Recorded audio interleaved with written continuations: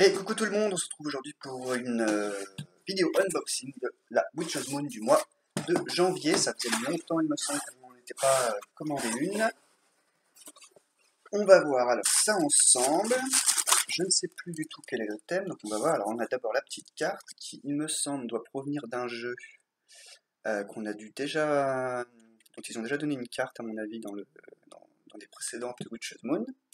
A Blessing in a Relationship. Tiens, c'est pas la première fois qu'on parle de relation pour ce mois-ci, mois de janvier.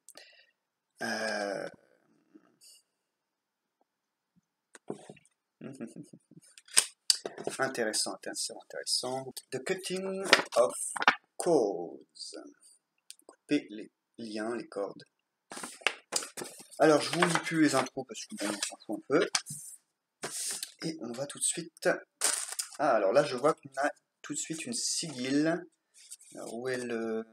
Ça peut être dans ce sens-là, peut-être. Bon, je pense qu'il ne doit pas y avoir de sens particulier, en réalité. Hop, regardez. Pas mal. Du coup, je vous la mets dans... Voilà. Hop. Alors, est-ce qu'on nous dit quelque chose sur la sigille, normalement? Oui. The Cutting of Cords. Sigil, ou sigil. C'est qu'en français, on doit dire sigil, normalement. C'est un sceau, quoi. Alors, a été créé pour... Et donc voilà, donc à couper les cordes, évidemment, qui pourrait causer une stagnation. Voilà, on peut s'en servir comme référence pour des bougies, que ce soit pour éventuellement graver dedans, ou bien l'employer, j'imagine, pour la mettre en dessous de la bougie. Alors, ils nous disent ici, j'aurais dû regarder en premier, ils nous disent bien, effectivement, qu'il y a un point, effectivement, il est là, le point signifie le bas, donc c'est dans ce sens-là. Quoi d'autre? Donc non, toujours pas. Il fallait lire la phrase en entier, c'est dans ce sens-là. Oups. Ok, bref. Donc ensuite, ils nous mettent une petite sorte d'affirmation ou formule. Voilà. Ok. Ensuite, on a une petite fiche. Ils les font plutôt en petit format, il me semble, désormais. Contrairement aux grandes que derrière moi, il y a celle de Yule ici, celle d'Immol ici. Donc c'est de nouveau évidemment Immol puisqu'on est sur la box de janvier. Hop, alors, comme toujours, problème de réflexion, voilà. Hop, donc on voit Brigid ici avec son agneau, il y a les symboles, une bougie, des motifs décoratifs, il y a un autre agneau, une petite poupée ici. Vous avez une croix de Brigid sur les bougies aussi. Donc vous avez la date de la saison auquel elle correspond, l'élément, mettre R, ok, influence céleste, Uranus, signe zodiacal, d'autres noms, d'autres festivités qui correspondent à peu près à la même période. Oui, alors non. Purification de la Vierge, c'est le nom par rapport à Sainte Brigide en tout cas. Enfin bref, et ça correspond aussi à la présentation du Christ au temple. Bref, couleur, rose. Blanc, oui, gold, pourquoi pas. Vert aussi, rose, bon, c'est la première fois que je vois ça, mais pourquoi pas. Hein. Des pierres, on nous donne des herbes, on nous donne des animaux, on nous donne des magical beings, des esprits, des entités magiques, la Carnunos, bon. Minerve, bon. Osiris, Vesta, oui, Vesta à la limite, je pourrais comprendre, bref. Vénus, Virgin Mother. Enfin voilà, on est sur un festival quand même qui est pas du tout qui est difficile à aller chercher un peu partout dans le monde, donc c'est pour ça peut-être aussi que moi ces associations ne me parlent pas particulièrement. Il me semble pas qu'on fête traditionnellement Athéna dans l'Antiquité aux environs de janvier-février. Ah bon. Et ensuite, donc, on nous parle un petit peu plus de la célébration elle-même. À la fin, vous avez tout un petit paragraphe sur la célébration elle-même. Voilà. Donc bon, moi je m'en sers surtout pour question décorative, je trouve ça très joli, mais bon, je ne mettrai pas ça dans un grimoire en considérant que les informations qui sont dedans sont viables, puisque généralement, je ne suis pas toujours d'accord, pas souvent d'accord. Bref, là vous avez donc une planchette, cutting cords. Alors, je vois qu'ils ont encore fait des tentatives d'insérer des langues anciennes grecques et latines, donc bon, je vais même pas regarder. Sinon, parce que généralement ils se plantent, donc bon. Alors. Donc, ça a été fait comme toujours par Adrien Aden, ok. Il n'y a rien de plus. Est-ce qu'il y a un truc sur cette planche-là particulièrement? Ah si. Cutting Course, Book of Shadows, Artwork. Donc c'est encore Adrien Aden également. On connaît tout de suite sa patte. Hein. Donc c'est pour servir de référence, de guide, par rapport aux associations avec chaque chakra et les cordes, les liens qui pourraient être attachés à ceci. Ok. Vraiment, ça parle aussi des bénéfices de couper les fameuses cordes des centres, enfin des chakras, quoi. Et comment ça peut influencer votre aura. D'accord, moi je voyais pas les cordes ou les liens reliés par rapport à l'histoire de chakra. Mais pourquoi pas aussi. Donc voilà, je sais plus si je vous l'ai montré quand même suffisamment, voilà, comme ça, pour que ce soit quand même plus net. Hop. Voilà à quoi ça ressemble. Ensuite, passons à la suite. Là tout de suite je vois les sels de bain, Imolg, de bain rituel, devrait-on dire. Je vois qu'il y a du jasmin. Non, bah, je dirais pas pour une fois que ça sent divinement bon, mais ça sent très bon.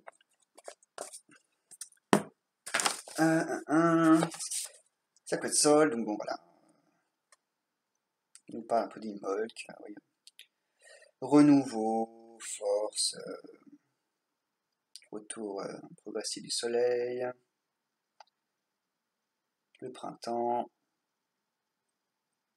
abondance, bénédiction, nouvelles idées, nouvelles créations, nouvelle vie d'une certaine manière. Donc voilà, c'est pour tout ce qui est bénédiction, voilà. Apport bénéfique. Huile de jasmin et de violette, elderflower c'est du sureau normalement. Et évidemment déjà, on l'a dit aussi, des jasmins aussi sous forme d'herbe. Hein. Sureau et jasmin sous forme d'herbe, et violette et jasmin sous forme d'huile. Ok. Ensuite, je vois un truc très très grand. Je traverse toute la boîte, on va le voir après. Chaque chose en son temps. La bougie. La bougie qui a l'air d'être blanche. Oups. Entièrement blanche. Et ça sent fort la cire abeille. Comme toujours, on a une feuille de parchemin vierge. Ils ont l'air de dire qu'elle a été oint. C'est vrai que des fois, ils infusent dans la cire avec des huiles essentielles. Comme moi, j'ai pas tellement l'impression que c'était le cas, mais oui, peut-être qu'il y a autre chose avec l'odeur de la cire d'abeille qui est déjà suffisamment forte. Du coup, j'arrive pas trop à déterminer. Enfin bref, en tout cas, ils ne nous disent pas avec quoi. Et donc, c'est pour tout ce qui est nouvelles intentions, voilà, à l'occasion du Mold. Ok. Ensuite, oh, ça c'est la pierre. Dans son petit sachet, qui a l'air d'être un quartz rose brut, je pense. Alors du coup, forcément, avec la couleur jaune de la lampe, ça vous donne un peu l'impression qu'elle est blanche, mais elle est en réalité rose. Hop. Voilà. Évidemment, pour apporter et ou maintenir l'amour de soi, la guérison, évidemment dans le même ordre d'idée que le fait de couper des liens. Permet de guérir le cœur de blessures, d'ouvrir une certaine sagesse de perception. Ok. Garder cette pierre près de soi en cas de stress, de période difficile. Ou durant des rituels associés donc avec la guérison, le respect de soi et le bien-être. Élément d'association eau. J'aime bien comment on dit, le toucher, la matière. Bref. Ensuite, je vois déjà ici des herbes et on a un thé avec son petit sachet d'organza. Le thé s'appelle Wakutas, ou Wakutas, ça se dit aussi. Alors, pour éveiller ou apporter un sentiment de résolution, de libération aussi, nous garder également spirituellement conscient, attentif. Ah, il y a du lemongrass dedans, la verveine des Indes, lemon verbena, verveine citronnée et lemon balm, je sais pas comment traduire ça, peppermint, menthe et spearmint. Spearmint c'est quoi? Non, peppermint, menthe poivrée, et spearmint, menthe, leaves. Spearmint, il doit y avoir menthe, peut-être menthe quelque chose, j'imagine en français, mais je n'ai pas celui-là. Se revitaliser avant ou après un rituel, disent-ils. Permet aussi d'apporter de nouvelles idées. Ok, donc ça permet de voir de certaines opportunités potentielles qu'on a éventuellement dessous les yeux sans forcément s'en apercevoir. Ouais. D'accord. Quoi d'autre? Donc nos herbes, tiens, puisqu'on y est. Donc on a spearmint justement. Alors, on va demander à Google c'est quoi exactement spearmint. Spearmint c'est tout simplement menthe verte en fait. Voilà. Ok. Angelica root, racine d'angélique, ça j'en utilise pas mal, donc c'est très bien, ça me fait du rab. J'utilise notamment pas mal avec Saint-Michel. Alors attendez, autant pour moi, j'ai oublié de vous donner Spearmint, donc guérison, donc pour tout ce qui est émotionnel et spirituel. Ça permet aussi d'éloigner des attaques durant le sommeil. Association genrée féminin, élément eau, planète Vénus, racine d'angélique, guérison, protection, très utilisé dans le vaudou du style, ce qui est vrai, oui. Donc voilà, garde éloigné effectivement ces énergies ils disent dangereuses, mais enfin qui nous veulent du mal, quoi. Donc effectivement, notamment les esprits mauvais, les mauvais sorts. Voilà, voilà. Donc association masculin, élément feu, planète soleil qui est une étoile. Ensuite, l'encens harmonie. Bon, il n'y a pas grand chose à montrer. Harmonie, harmonie, harmonie. Donc, évidemment, c'est calmant, relaxant. Pour apporter donc paix de l'esprit. Pour mieux donc s'ouvrir à des bénédictions. D'accord. Ils disent pas à quoi ils sont. Ça sent quelque chose que je connais. Je me demande si c'est pas. Il pourrait y avoir du. Non, pas patchouli. Ah, j'ai un doute là. Ah, je sais pas. Patchouli ou armoire? Je ne sais pas trop. Ensuite, les huiles. Release. Release, je vois. Bon, du coup, on peut pas vraiment voir à l'intérieur. Hein. Alors, release. Pareil, ça sent pas divinement bon. Donc, protège de se retrouver avec davantage d'attaches ou de liens. Ok. maintenir une certaine paix justement durant, durant ses travaux, durant même sa vie de tous les jours. Donc freedom, c'est aussi au sens là, de ne pas se retrouver justement dans des attachements, dans des liens malsains, etc. Il permet aussi du coup d'augmenter l'opportunité de manifestation de se produire. Lavande, genévrier, néroli, romarin et bois de santal en termes d'huile. Et en termes d'herbes, lavande, menthe poivrée, menthe verte. Et un quartz de lémurien. Ok, ça m'intéresse bien. Oui, on sent la lavande. Enfin, oui, c'est le mélange lavande, je sens plus la lavande, je crois. Le mélange lavande-menthe, ça se marie vachement bien. Si on ne le sait pas, j'aurais pas forcément trouvé que ça sente deux herbes à la fois.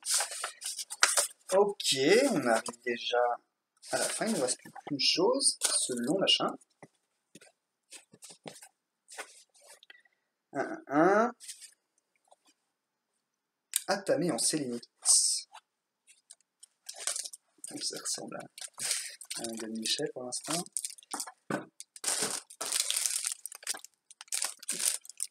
La vache, c'est gros, c'est doublement protégé. Je trouve que la sélénite, c'est plutôt fragile comme pierre. Regardez bien ça, puis un peu pour le coup, l'effet de la lumière lui rend plutôt hommage.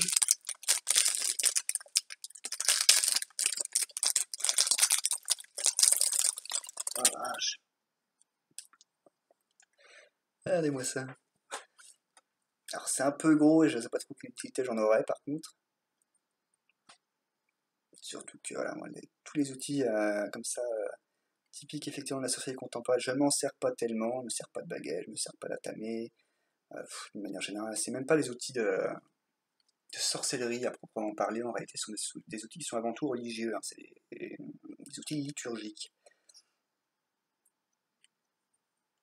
Voilà, mais qui font une partie des courants du néopaganisme qui sont à la fois des religions et des formes de sorcellerie comme notre fameuse Wicca, mais il y en a bien d'autres encore, la Queen Witchcraft aussi. En tout cas, c'est très beau, c'est clair que. Donc évidemment, c'est lié toujours à notre histoire de couper les liens, couper les attaches.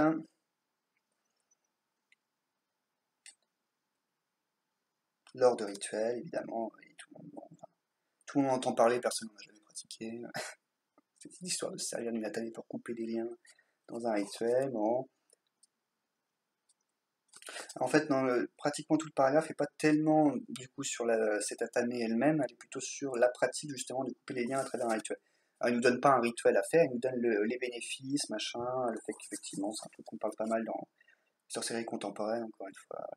Les gens parlent beaucoup d'utiliser l'atamé pour couper des liens dans des rituels. J'ai jamais entendu parler, par contre, personne ne m'a jamais raconté l'avoir fait en revanche. Donc bon, voilà.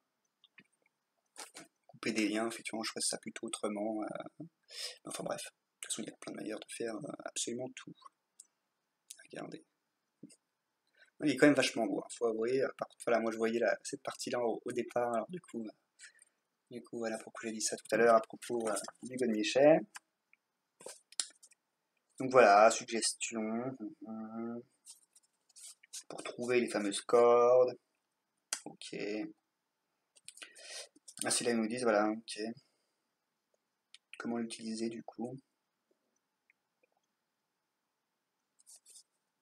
Il nous donne un exemple d'intention à réciter en même temps qu'on est en train de couper symboliquement le lien. Ah, il nous dit, voilà, sentez-vous libre évidemment de décorer. Effectivement, on pourrait le décorer, ouais. Tatami. Bon, en tout cas, c'est très beau. Là, faut juste que je vois si vraiment je peux en avoir une utilité ou pas. Évidemment, en termes de symbole, bon, d'accord. Mais voilà, c'est pas un pratique au quotidien, c'est pas quelque chose que je vais utiliser, on est bien d'accord là-dessus. Hein. Mais c'est très très beau. J'avais déjà eu, je crois, une baguette en atamé aussi avec la Witch's Moon, ce qui n'est pas étonnant. Les Américains sont des grands fanats de la sélénite, je crois qu'on avait déjà parlé. Nous, on est plus améthyste. Enfin voilà, effectivement, très bel objet en tout cas. Ça, il n'y a pas de doute. Très surprenant d'ailleurs, je ne m'attendais pas non plus à ce genre de choses. Bon, voilà pour ce petit nouvel unboxing après je sais pas trop combien de temps on n'a pas fait. Voilà. Et je vous dis déjà à bientôt dans une prochaine vidéo.